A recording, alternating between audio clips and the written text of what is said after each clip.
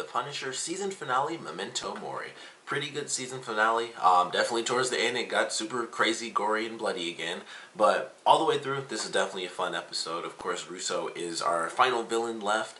He does end up living, when we get to the end of the episode, so he will be that villain where they say, he may or may not remember, so I don't know exactly what that means. I'm not, I mentioned in a few episodes back, I'm not super familiar with the Punisher, so I have no idea, who Russo's character is. But it was definitely a fun episode. We see Russo go to Curtis, and it was like, what a shock. He ends up going to him. Curtis gets drawn back into the badness. Takes another hit, but fortunately he does actually end up living. He was super smart too, because it was like, well, if he's here, Frank's no dummy. He knows he's going to come to me. And he was like just opening up the blinds and stuff, and I'm like, how did Russo not see that? Like, the first thing I thought was, no, you close the blinds. You can make coffee. No big deal. You're not opening up blinds so somebody can get a shot on me. From who knows how far away. But he wasn't paying attention, and Curtis is just, open this blind, open that blind. And then it's like, let me make some coffee, and let me stand right here, and you come to me. And of course, just at the last second, Russo figured it out. I was like, oh crap, he's, like the windows are open so he can get a shot on me. And I love that. In slow motion, that looked great. Like the part where he was like right at the window and the bullet like curved right, it was like right past his face going at an angle. That was a nice little slow motion shot of him like, dropping to the ground like that. But definitely cool. I love that whole segment. And then Frank is like, all right, if you let him go, I give you my word, I'll let you walk out of the room and we can do this, however you want to. Naturally, Russo's a bit of a douchebag, so he's like, well, how about we go back, to the carousel? Yeah, how does that work for you? We'll do it at midnight. So, they end up going there. Dinah, I was trying to figure out in this episode, because I realized her first name is spelled like D-I-N-A-H, which I thought was pronounced Dinah. And I'm pretty sure when they say Dinah, they're shortening up her last name because it's Medina. I think her name is Dinah Medina, because it wouldn't make any sense for her name to be Dinah Medina. So I thought that was very interesting. It was something that like never dawned on me until this episode. I was like, because her first name is definitely spelled how you would pronounce Dinah, and if it's not, then her name is Dinah Medina. So they shortened up her last name this whole time, and I was like, oh, I never really caught that when I was listening to it until this episode, where the guy, when she was leaving to get in the elevator, her superior officer was like, he was saying Dinah, and I'm like, there's no way he's saying her first name, because then he says Officer Medina, and I was like, I really hope I haven't been doing that wrong. And if I have been, then it is crazy that they named her Dinah Medina. But I don't think that's the case, so it's pretty funny. But Dinah, because I'm still going to go with that. I've been doing it all this time. No reason to change now. I've already screwed up. But Dinah going to the park, she's able to get like a bit of, finally, get a lead on what's happening with Frank. And so she decides to go meet up with him. Russo, of course, gets there. He kidnaps these two kids. He, I guess, cut their arms. I was really trying to figure out where he cut them at, because I was wondering when they first set up, I was like, why are they bleeding? And so it's like, if you don't save them, they'll bleed out. And I was like, where did he cut them? Because if he cut their wrists, they would have needed to have been a bit more urgent. But I guess it was the way he cut them, because I'm like, I guess they would have bled out a bit sooner, because that fight lasted for quite a while, and they were there, they were chained up like that or tied up like that. It have to have been quite a bit before, Frank actually ended up showing up. But that was a cool sequence. It's just Frank and Russo, and they're going in, and, we kind of have it interjected with this flashback before all the chaos really kicks off. And we get to see, Frank with his family, and of course Russo's there as like the cool uncle. And, they're just hanging out, and they're just friends, and they talk about how Billy the Kid was betrayed by his friends. Like, yeah, that's about the worst thing you can do is, betray like your best friend and, your family. So of course it goes down to this final fight. And it was pretty sweet. It starts off with Frank, shooting the grenade launcher to kind of distract Russo. Then they go through their firefight. Naturally, Frank gets hit within like the first minute. And of course, he keeps on going. So eventually it gets to the actual carousel, and they're kind of walking around and, trying to find each other first. And then it got really intense when Russo was like, all right, I'm done with this crap, because, like, I've been hit, and like I don't want that anymore. So he stops the ride. He's like, you come out, put the gun down, throw the knife down, and, I won't kill the kids off. And then they get into their final battle, and it was just absolute chaos. And of course that comes after Medina shows up, and when Russo turned around and shot her, I was like, she can't actually be dead, right? Like, that was insane to me, because she dropped, and you could see she got hit in the head, and I was like, there's no way she's actually dead. And then even after everything was said and done, the way all that blood was pouring out, I was like, is she supposed to live from this? Because that's a ton of blood. but fortunately she does live. But that whole actual fight that they had was really cool. Like it was just like the last episode. Like Frank, or I guess it was the one before last. But Frank fighting against Russo in this episode was even gorier than the Frank taking on the agent and just taking him down. Like they were just trading blows back and forth.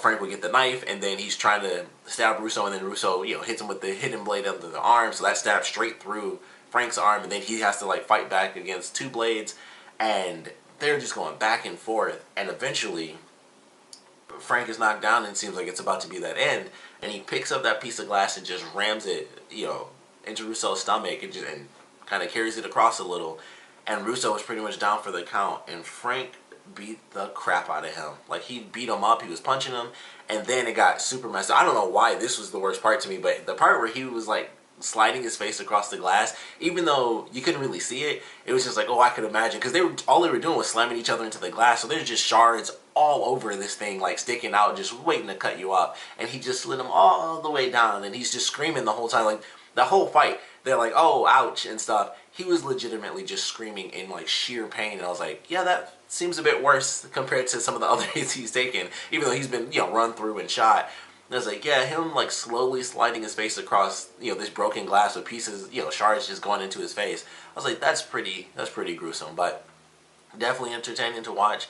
And then he has him in the mirror with the reflection, he's about to kill him, and it's like, you know what, I'm not gonna kill you because dying's easy, I'm gonna let you suffer like I did. And then he's just slamming his face into the glass as he's saying that, and I'm like, I don't know, he might end up dying real soon with the way he's getting hit. But he's slamming his face into the glass, and it's like, you're gonna look in the mirror and remember what you lost just like I did, and you're gonna look at your face and remember how your face used to look and how it looks now, and you're gonna remember me. And that's when he gets him with the final hit and he passes out. But it was like, man, that was an insane fight. Like it starts off with a bullet hole through his cheek, and then just shards, his face getting all sorts of messed up. So that was definitely something. He was beat to the point where he lost his freaking memory. Like that's how hard he got beat. He was beat Frank beat him so hard he might never remember who he is. So that was interesting. Of course, we don't see his face. He's completely bandaged up because he went under the knife. I think they said for like 12 hours because he was so effed up. All the glass they would have to have pulled out of him, all the different ways they would have to sew his face back together. So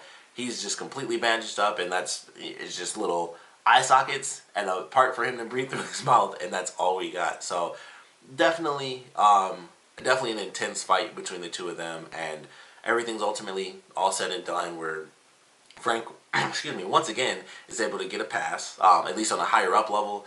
On the, I think they said on like the federal level or whatever it was, he's still wanted, but they cleared his prints and stuff like that. They did everything they can to give him yet another chance to kind of go forward in life, and ultimately he takes that time to really reflect on himself, and he goes to Curtis. And it was kind of a cool way to end it, actually. I actually thought it was a good way to end it, where it's him actually going to the meeting for the first time, and he's talking about, what you need to do, and, kind of just where you go after, the battle, and you have to find something. And he talks about how at this point now, I believe that's what he was saying after everything he was talking about. It was like at this point, he just has to admit that he's just kind of scared. And I thought that was actually a cool way to end it. It was like he's in this odd position where he has decided, after that point where he was in the chair, he decided him being in the darkness was home, but now he also has to kind of come to terms with that. Like, is he okay having done that, or is he scared that it's just going to get worse and worse, and maybe people might end up dying all over again? So I thought it was a pretty cool way to end it. Ultimately, definitely a good season finale. Certainly gruesome. One of the most gruesome parts of this season. As a whole, I thought it was a pretty fun season. I am going to do like a full season review. Well, if you're watching this, you don't need to watch the full season review. That's just for people that don't want to do the episode by episode thing. I'm going to do like just my full thing. But as a whole, I think this was really cool. Like I said, for me, I can easily see why people wouldn't like it, because there's a lot more talking than you might expect, where it's like, oh, Punisher's going to come in and he's just going to be like, death, death, death. And we got that for sure in Daredevil Season 2, where it wasn't his story. It was just him killing people left and right. And this was definitely more dialogue than some people may have been wanting. So, I'm kind of worried that people are just going to hate on the show, but I really loved it for how dark it got emotionally, because I think the only one that really does this was Jessica Jones. Like, that's the only one that really dealt with the dark emotions of everything that was going on. Like they kind of do it in Daredevil, where it's like, you know, him having this double life. With Jessica Jones, it was like actual torture, what she went through being controlled by Kilgrave. And you know, Luke Cage and Iron Fist, there's not really much there. It's like, oh, we lost some stuff. Danny's just crazy. So you know, there's some stuff there, but it's like it's not really the heart of it. So with that being the heart of Punisher, I thought it was done well. You know, it totally could have been the insane action, and it's just him being crazy, going after someone, but it was the emotional story of him getting the answers and revenge that he wanted. Micro doing the same, getting the chance to go back to his family, helping them kind of get back into a bit of normalcy by having, you know, the father back in their life, this man who they thought was dead for a year, having, you know, that happiness kind of return to them as an entire unit. So there was a lot in this, you know, emotionally speaking. So I would say it was done really well.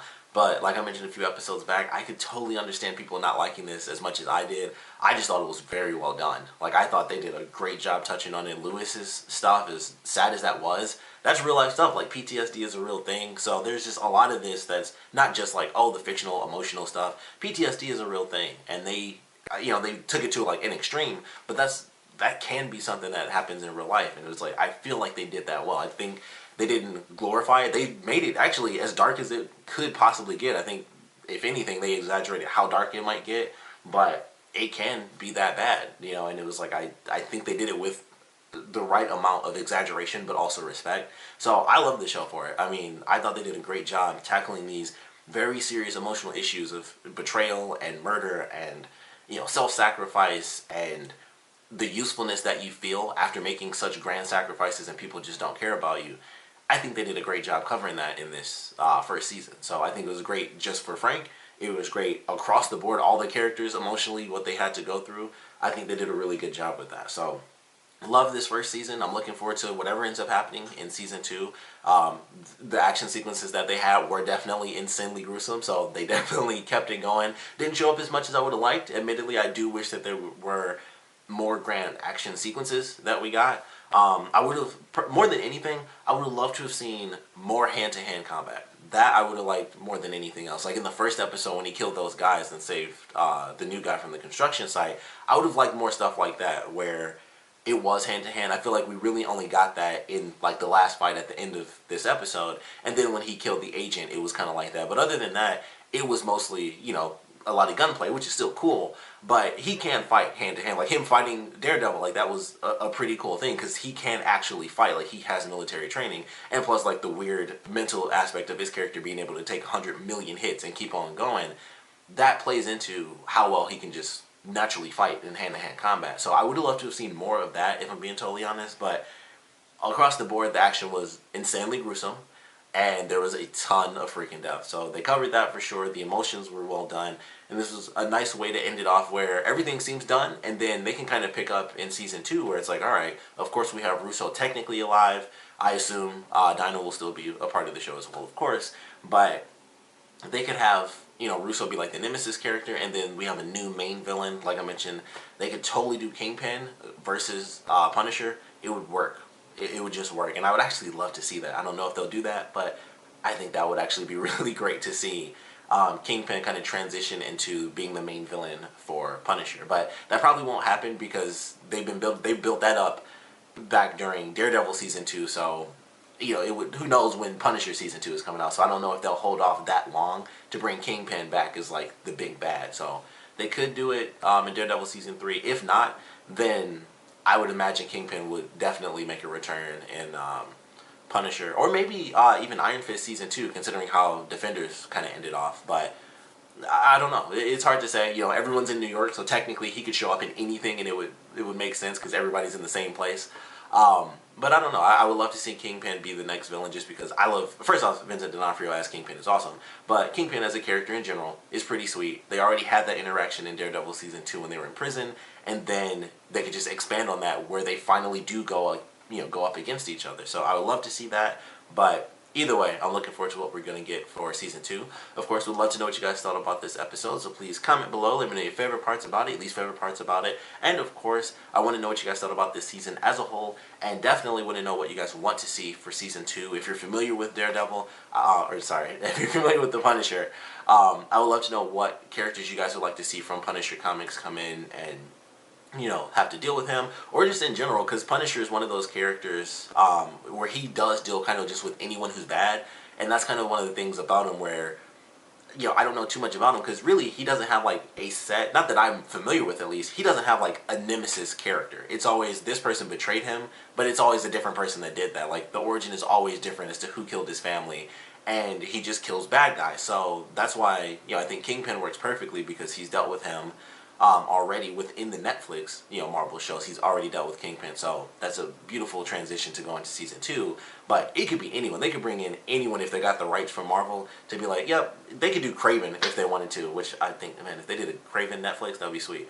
But they could pretty much bring in anybody they wanted to, and Punisher could fight them. They could bring in another hero, and it could be an issue because he kills people and most other heroes don't. Like if it was him and Wolverine, they'd be best friends. Pretty much anyone outside of Wolverine is an enemy to Punisher because they don't want to kill the bad guys off. So they could bring in another hero as the main villain for Punisher Season 2 if they wanted to, but I doubt they'll do that. But they'll be sweet, but I just don't know. But I would love to know what you guys would want to see for Season 2. Like I said, I want to know what you guys thought about this finale and what you guys thought about this first season of Punisher in general. I think I said Daredevil again. I feel like I did. But definitely want to know what you guys want to see for Season 2, what you thought about this season and this episode in general. So please comment below, let me know, and thanks for watching.